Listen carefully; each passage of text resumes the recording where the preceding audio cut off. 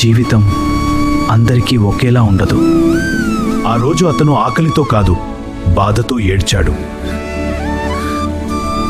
కొంతమందికి అది మొదటి నుంచే పోరాటం. అతని పేరు రాము. పేదరికం అతని నీడలా వెంటాడింది.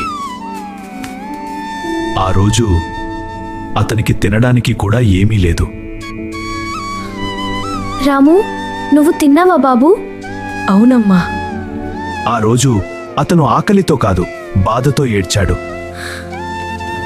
సార్, పని ఉందా? పని లేదు పో. అక్క, ఏదైనా పని ఉన్నా? ఇక్కడ కూడా పని లేదు. చదువు అతని కల, కానీ పరిస్థితులు అడ్డుగా నిలిచాయి. ఎందుకురా ఇక్కడ? నేను కూడా చదవాలి సార్. ఫీజు తీసుకురా. రాము ఆశలు ఒక్కొక్కటిగా కూలిపోతున్నాయిట. నువ్వు పెద్దవాడవుతావురా. ప్రతిరోజు ఒక పరీక్షే.